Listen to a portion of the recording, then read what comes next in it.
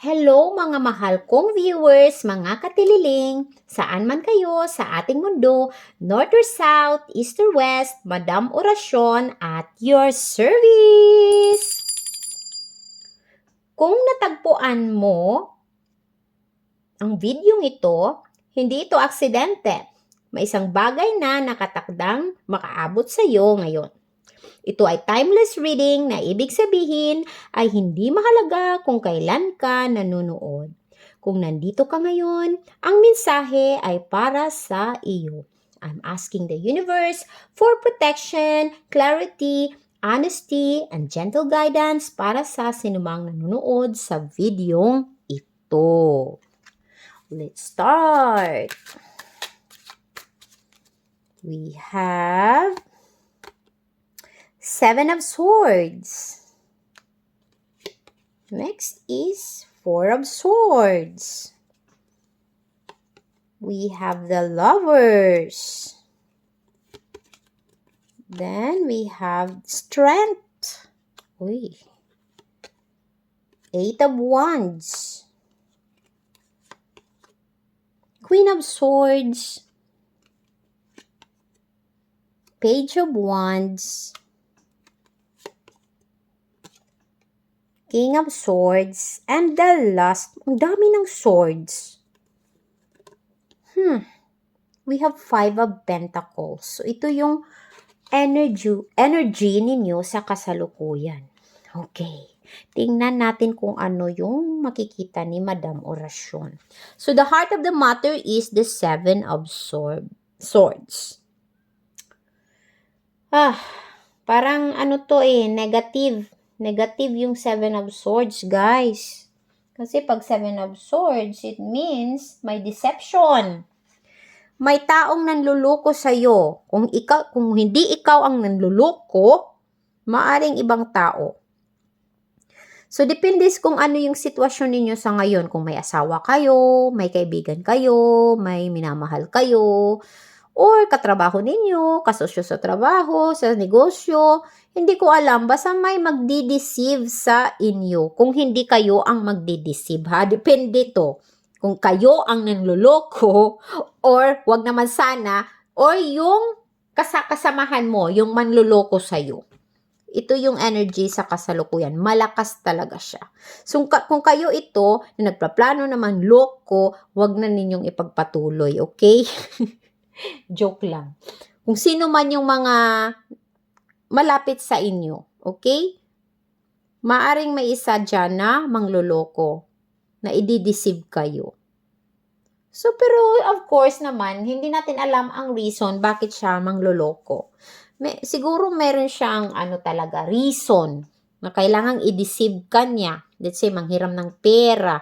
Siguro may kailangan talaga siyang gawin sa pera, kaya gagawa na lang siya ng ibang reason siguro para makahiram ng pera sa'yo. Kung ito ay pera, yung perang pinag-uusapan.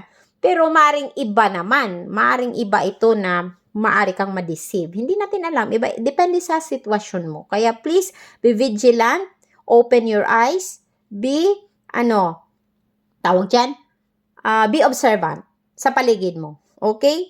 Para makaiwas kayo sa Seven of Swords o sa taong ito. Okay? So, yan yung malakas na energy mo sa kasalukuyan. Seven of Swords. Okay? Pwede rin, kung hindi naman, nanluloko, maaaring may sekreto. May sekreto kang malalaman. Siguro may taong may sekreto, tapos nalaman mo kung whatever it is. Positive siya, negative siya, or let's say may taong may gusto sa'yo, sekreto lang, hindi mo alam, secret admirer. Ngayon, malalaman mo na kung sino yung taong ito. Maaring ganun din. Hindi talaga puro negatibo. Maaring positive din ito. Like, let's say, secret. May malalaman ka na secret. So, yun. Pwede rin ganyan. Kung hindi, manloloko. Okay? So, basta may sekreto kang malalaman or mabubunyag. So, yon. Or may mga let's say, manliligaw na magaling sa mga strategy para makapuntos Let's say, ganyan. Lalambingin ka, ganyan. Magiging romantiko siya sa'yo kung babae ka. So, yun. Mauuto ka naman. O, ganyan. Pwedeng ganon din. Ginagamit yung charm niya.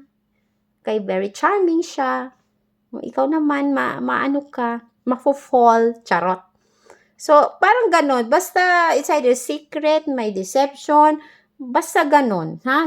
Parang madadala ka. So, please, be vigilant, be observant na lang, okay? Be careful. Yun yung sabi ni universe. Now, let's proceed to your past. Yung naganap na. We have here 4 of Swords. Ang 4 of Swords kasi, nagkaroon ka dito ng rest and recovery. Yan, ganyan. Siguro yung katawan mo napagod, nag-rest ka muna, nag-relaxation ka, parang ganyan. May restore mo yung health mo kung nagkasakit ka. So yun, parang nag-ano ka muna. Self-love dito, self-love, pwede rin na nasaktan ka dati, iniwan ka ng boyfriend mo, o iniwan mo ang boyfriend mo, or nagkahiwalay kayo ng mahal mo sa buhay, ganyan. Depende sa sitwasyon din. Basta dito, nagkaroon ka dito ng rest and recovery and healing. Yan, yung past. May nangyari sa'yo. It's either nasaktan ang puso mo o nagkasakit ka. Pero ngayon, okay ka na ngayon. Okay? So yun, nagkaroon ka na kasi ng recovery sa kasalukuyan. Ito kasi past ito, naganap na to. So yun, siguro nagkaroon ka ng trangkaso, ng sipon, ng ubo, depende kung basta nagkaroon ka dito ng something na you need rest and restoration and recovery. So yun. Pwedeng nasunugan ng bahay, pwede rin. Tapos unti-unti ngayon, nagpapatayo ng bagong bahay, ganyan. O nawalan ka ng trabaho, and then ngayon nakahanap ka na ng bago, parang ganun. Basta parang may nangyari na kailangan mo ng rest and recovery. Yun. And then the future naman, we have here the Lovers. Oy! The Lovers. Bongga. Ano yan eh? Ano to? Major Arcana yung The Lovers. Ibig sabihin dito, merong love, may mga choices ka na pipiliin, may union, relationship, magkakaroon kayo ng alignment sa taong espesyal sa'yo, meron kayong mutual understanding, maaaring magpakasal kayo. Kung hindi pa kayo kasal, maaaring magpakasal kayo sa future. Or mag-asawa ka in the future. Uy, so yun yung nakikita ko dito. So I hope this is really positive, card. Sana tama yung taong ito. Napapakasalan mo. Kung magbabalak kang magpakasal na, so I hope tama ang taong ito. Siya na talaga ang the one. Okay? So, congratulations guys kung nagpaplano na kayong magpakasal or magsama. Yun. May yun kasi dito na nakikita ko sa future. Yeah. To become one. Yun. Yan. The Lovers. Very good card. This is a yes card. Okay. Sana mag-manifest. Pray ninyo na mag-manifest ang energy na ito. Kasi nakikita siya sa future. Now, let's proceed to your strength card. Okay, strength na nga. Yung card mo, strength din. Ayan, So, ibig sabihin kasi ng strength, parang meron kang courage, may compassion ka, ayan, may inner strength. You are fearless. You are not panicking. Whatever happen, kung ano man yung nangyayari sa mga sa buhay mo ngayon, kahit anong unos yung dumating, nakatayo ka pa rin. Yan. You have the inner strength. Okay? Hindi ka nagpapatalo sa mga challenges sa buhay. Yan, strength mo. So, continue lang, gamitin mo ang strength mo. Okay? Kasi, ito yung malakas mo na energy sa kasalukuyan din. So, kung may mga nangyayari sa buhay mo na hindi mo inaasahan, So, ito yung kailangan mo. Strength, ha? Huwag kang magpapatalo sa mga problemang darating. Kung kahit anong problema yan, makakaya mo yan. You have the strength. Okay? Use it. Yun sabi ni universe. And next, your weakness naman is 8 of Wands.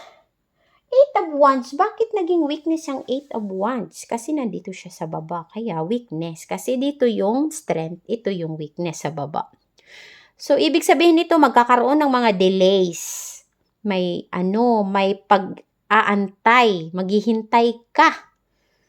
May hinihintay ka na sobrang bagal. Sobrang bagal. Kaya, kailangan mong maghintay. So, kung ano man ito, you use your strength card. Okay? Kaya mo to. Makakaya mo to. Maghintay ka lang. Okay? Darating din ito. Kung ano man ito na darating sa'yo. Mabagal lang siya. Okay? May mga delays. Kunti. Pero, huwag kang susuko, ha? Huwag kang sumuko. Kaya mo yan. Yun yung sabi ni universe. Kaya, iwasan ito na 8 of Wands. Huwag susuko. Mabagal lang siya, pero darating siya. Okay, whatever it is. Maaaring sa kapirahan ito, sa love life mo ito, hindi ko alam. Maaaring yung hinihintay mo na Prince Charming na magiging kayo sa future. Baka ito yun. Kaya you have strength, ha? Baka iniisip mo, matandang dalaga ka na or matandang binata, wala nang darating sa'yo. May darating, pero mabagal. Sobrang bagal. Kaya, pagpasensyahan mo lang. Be patient, okay? Use your strength card. Kaya mong mag-antay. Okay? So, yun. Pwedeng ganon. Kung sa love life ito. Depende. Pwede sa trabaho din. Nag-aantay ka kung kailan ka makakahanap ng trabaho. Mag-ano ka lang. Mag-search ka lang. Araw-araw. Mag-apply. Balang araw, magkakaroon ka rin ng matatanggap ka rin sa mga in-applyan mo. Pero yun nga, mabagal nga ang process. Very slow. May mga delays. Pero doesn't mean na wala ang darating. May darating. Okay? So, yun. Now, let's go to your health and wealth area. We have here Queen of Swords. Queen of Swords. Okay. Ibig sabihin ng Queen of Swords, meron ka ditong you are very smart, very independent, honest. Ayan, may truth ka na malalaman or you're always honest to everyone, sa mga taong nakapaligid mo. Yun. Maaring din, kung hindi ikaw ito, maaring matandang babae. Kasi ito yung energy, nakikita ko matandang babae. Na very smart. Okay? Very wise and smart. Very independent. Yan. Yung energy niya. Kung hindi ikaw ito, maybe another person. Basta matandang babae. Maaring lola, teacher mo, kapitbahay mo, kakilala ba sa anyone, nakakilala mo. So, ito yun. Okay? Now, let's go to your mindset. Ito naman, yung air energy mo dito. Air, meaning mindset. We have here, Page of Wands. Okay, Page of Wands, mindset. Sa pag-iisip mo, meron kang mga bagong ideas na maiisip. You are very excited. You want to explore. Ayan, you have the freedom to explore. You are very curious. You have high energy. Ayan, maaring may gusto kang pagsimulan. Hindi ko alam kung ano, sa larangan ng sining, larangan ng kapirahan, larangan ng pag-ibig, I don't know. Basta may new idea ka na gusto mong gawin. Gusto mong simulan. Yun yung nasa mind mo. May mga plano ka. May gusto kang gawin. So, you just, continue to to listen to your intuition. Kung ano man ito, try mong gawin. Okay? Ayan. Ano lang, makinig ka sa intuition mo at gawin mo kung ano man ito na mga ideas mo. Maaaring makatulong ito sa'yo. So, yun. Basta may mga idea ka. Okay? Mag-meditate para mas clear yung intuition mo. Para marinig mo ang konsensya mo kung ano yung mga tamang gagawin. Okay? So, yan. Then, let's proceed to your action. So, dito sa mind mo pa lang, iniisip mo pa lang, dito, yung gagawin mo na, action mo. We have here, King of Swords. Ito ay very positive. King of Swords. It means you need to follow your head over your heart. Ayan, mas gamitin mo yung utak mo. Sabi ni Universe, wag ang puso, ang utak ang gamitin, ha? You need to be disciplined, honest, you should be logical also, okay? Because you should, parang ito, yung King of Swords kasi, parang to siya, same to sa leader, isang leader na lalaki. Meron siyang logic, may authority, may mental clarity. Ayan, strong-minded, very intelligent, similar with Queen of Swords. Parang opposite siya na tawag doon? Yung female-male ba na version. So, siya? Kung ikaw ito, yung babae, ito naman yung maring asawa mo ito. Yung lalaki. Pwedeng mag-asawa kayo, pwedeng magkasosyo kayo sa trabaho. Kung ikaw yung lalaki, siya yung babae, I don't know. Basta dalawa to na malalakas ang enerhiya, ha? Na, it's either kung hindi ikaw to, tutulong ito sa'yo sa kasalukuyan. Kung ano man yung mga ideas mo na gagawin. Basta ang dalawang ito ay susuporta sa'yo. Okay, maaring parents mo ito, uncle, auntie, hindi ko alam. Basta sila yung mga kasagabay mo. Kung hindi ikaw ito, yung kapartner mo. At ikaw ito dito na parang nagpla-plan. Let's say, example, negosyo, na gusto mong mag-start ng isang negosyo, gusto mong mag-start ng ganito, ganyan. So, sila ang magbibigay sa iyo ng advice kung ano ang tamang gawin. Ito sila. The Queen of Swords and the Knight of Swords. Okay? So, yun. May mental clarity. And very honest. So, yun. Iwasan nga lang ito, ha? Seven of Swords. Kasi, maaring siya yung nagpre-pretend. Natutulong sa'yo, susuporta sa'yo. Yung pala, gagamitin ka lang. So, ito, be careful ito dito, ha? So, make sure na ang mga taong makakasalamuha mo ay hindi si Seven of Swords. Or else, you will be, anong mangyayari sa'yo? Maluluko ka. You will be deceived. Mai-scam ka. Let's say, maglalaan ka ng malaking pera kasi you trust the person. Naku, si Seven of Swords pala, ayun, tinakbo yung pera mo. Kaya please ha, kung ano man yung mga new ideas mo, be careful. Kasi nga, ito yung strength mo. You have the strength card, meaning may mangyari, pero makakaya mo kasi nga, you have the strength card. Parang may warning nga. So, be careful guys ha. So, wag kang padalos-dalos sa mga ideas mo. Think many times, then make sure na mga taong hihingan mo ng tulong or hingan mo ng advice, mga talaga sila, mga honest ha. Kasi you need honesty dito. You need honesty and truth. Yun yung nakalagay dito sa card ha. So, please be careful. Ha? Maaring connected ito, si Seven of Swords sa'yo, Page of Wands. Okay? Mabla-blind ka kasi you are very, dito, excited to start something. And then, ito naman, sasakay sa'yo, sasakyan ka. Okay? So, wag magpapauto sa taong ito. Be careful, ha? Be careful. Okay, and the last we have here, Five of Pentacles. Ito yung sa emotions mo. Ito, very bad. Very bad. Five of Pentacles. Hindi siya maganda.